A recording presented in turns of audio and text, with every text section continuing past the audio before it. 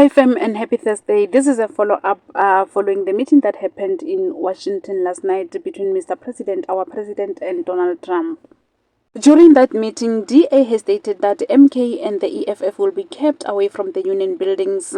This was said by John Steenhuisen, DA leader, in response to genocide allegations in Washington DC.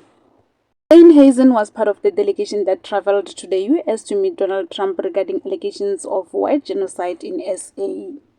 During that meeting, Julius Malema and former President Jacob Zuma were thrown under the bus. Listen to John Steenhuisen in the next slide saying that Julius Malema and Zuma will not make it to Union Building. And let us know of your take regarding this. And that's all we have for now. Thank you so much for tuning in. I'll see you again next time. Bye. The White House. I would say we have a rural safety problem in South Africa. I don't think anyone wants to candy coat that. And it requires a lot of effort to get on top of it. It's going to require more policing resources. It's going to require a different strategy to be able to deal with it.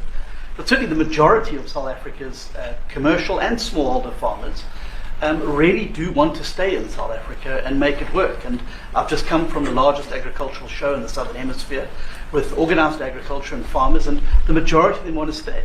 But they too there have a memorial to those who've died as a result of farm attacks. And as the Minister of Agriculture, it is something that I'm particularly exercised with my colleagues at police and my colleagues in the justice cluster to start making farm attacks and stock theft a priority crime.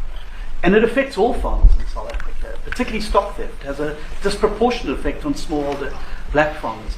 I also want to just say this, that the two individuals that are in that video that you've seen are both leaders of opposition minority parties in South Africa. Mkhonto with Sizwe under Mr. Zuma and the economic freedom fighters under Mr. Malema. Now the reason that my party, the Democratic Alliance, which has been an opposition party for over 30 years, chose to join hands with Mr. Ramaphosa's party was precisely to keep those people out of power. We cannot have those people sitting in the union buildings making decisions.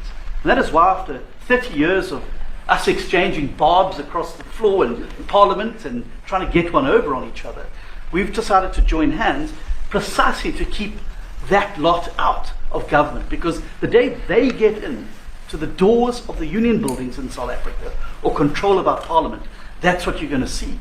And that is why this government, working together, needs the support of our allies around the world so that we can strengthen our hand, grow our economy, and shut the door forever on that rabble getting through the doors of the union buildings, because then South Africa's future would be